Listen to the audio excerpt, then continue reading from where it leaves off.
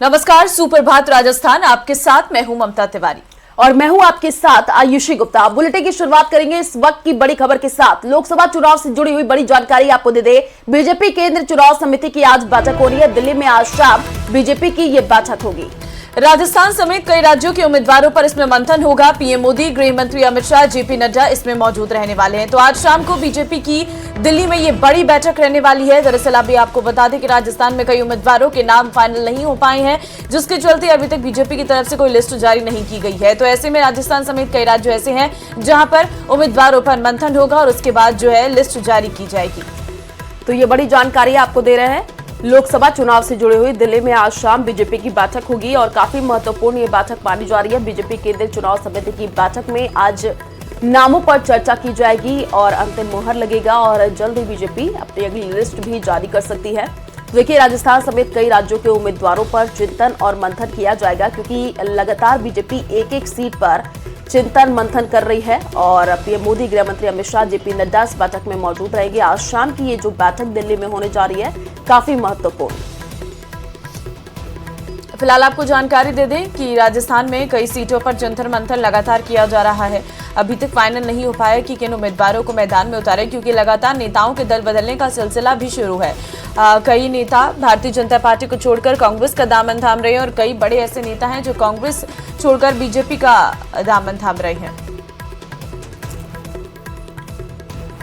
Mission 25 को साकार करने में बीजेपी कोई कसर नहीं छोड़ना चाहती है और सूबे के मुखिया को चुनाव के काम में किसी तरीके की लापरवाही नहीं चाहिए। इसलिए जयपुर में आयोजित बैठक में उन्होंने विधायकों और मंत्रियों को फील्ड में रहने के निर्देश दिए हैं। इसी पर देखिए रिपोर्ट।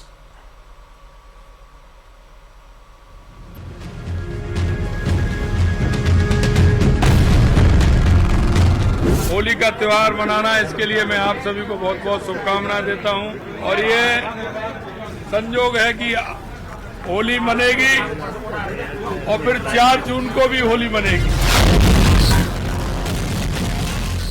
चुनाव की रणभेरी बजते ही सियासत के सूरमा दम ठोकने लगे हैं, प्रचंड जीत के दावे करने लगे हैं।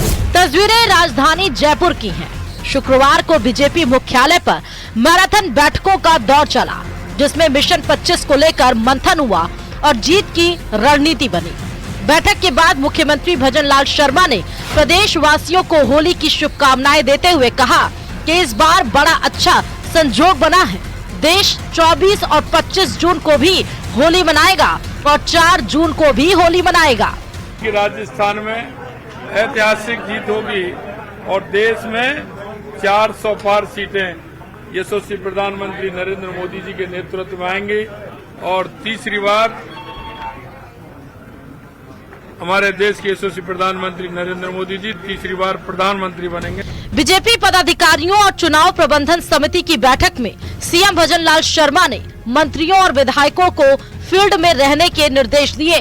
सीएम ने मंत्रियों और विधायकों को कहा कि केंद्र की मोदी सरकार की 10 साल की योजनाओं और मौजूदा सरकार के 3 महीने के कामकाज को लेकर जनता के बीच जाएं और बीजेपी सरकार की जन कल्याणकारी योजनाएं गिनवाएं।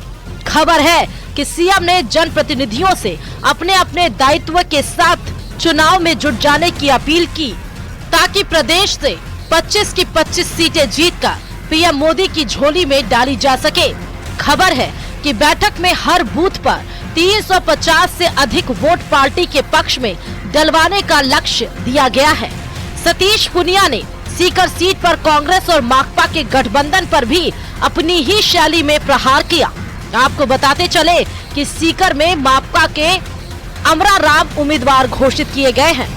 मुझे लग रहा है कि उन्होंने तो खाते ही फ्रीज किए, लेकिन हिंदुस्तान की जनता ने कांग्रेस पार्टी को फ्रीज कर दिया, जो विपक्षी दल का दर्जा नहीं पा सकी और अब छोटे छोटे दलों के दरवाजे पर मोहताज हो गई एक एक सीट के लिए। प्रदेश में लोकसभा की 25 सीटों के लिए बीजेपी ने 8 क्लस्टर बनाए हैं, जिसमें बीजेपी माइक्रो लेवल पर चुनावी रणनीति तय कर रही है। Bureau report, news 18 Rajasthan.